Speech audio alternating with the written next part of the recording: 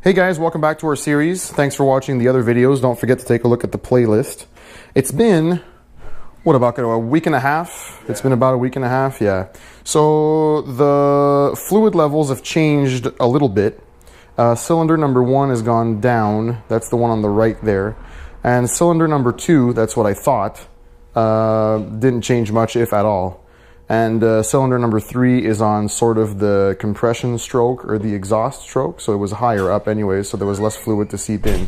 So we are going to try to tap these cylinders loose, maybe mess with the crankcase somewhat, and then we'll figure out if we can free these up today or tonight. That would be awesome. The other thing also my friend Victor has been working on, and if we have enough light I can show you the tank. He's been stripping this tank on and off. And what have you used, Victor?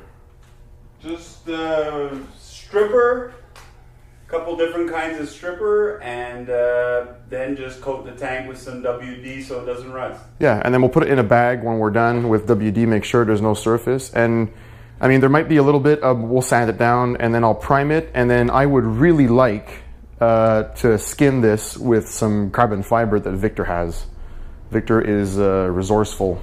So yeah, so let us work on this, and I'll show you soon what this will end up looking like. But I'm excited today because we might get some movement after all this. Okay, Vic, what have we been doing? Well, we've been loosening up. We've been trying to get the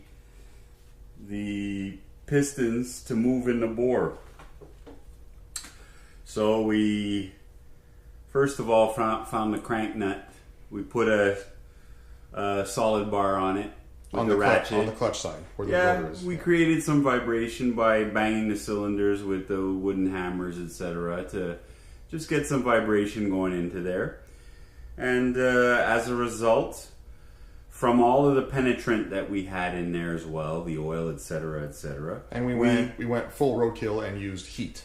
Yeah, we used heat on the bore, not the actual aluminum piston itself. Yeah, because if you look at the jugs, there's a press fit, what is that, steel bore? Aluminum. Aluminum. Aluminum case, yeah. Metal bore. Okay.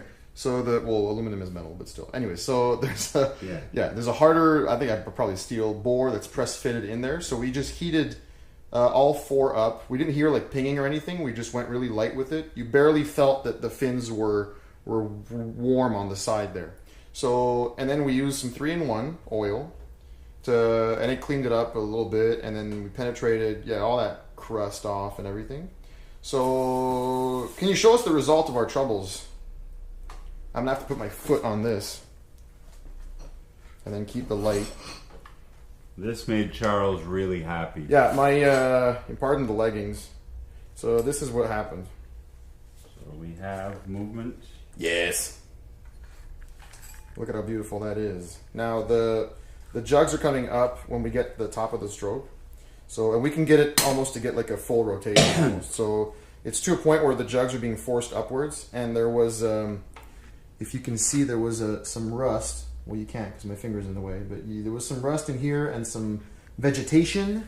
We're trying to clear out and make sure we, use enough fluids to lube everything up, and then we're gonna try to maybe take the jugs off and see what happens, because we can almost get it. We get it back to the top of the rotation of cylinders 2 and 3, and then they go back down a little bit, and then the jugs come up far enough, they hit the rods, and then we stop and we turn it back the other way. I actually think these 4 studs got a little bit of rust around them. So yeah, and those are the ones when we took off the head. Those are the ones that had like almost like pine needles in them and a whole bunch of crap. Yeah, living stuff in there. Yeah. And I don't know how many years that has been sitting outside, but anyways. So I'm really happy that we now have diagnosed the issue of the engine, the reason why it wasn't turning over, and I'm happy that we probably don't have to take the whole crank case apart and take the trans apart and take the crank, crank shaft apart and everything.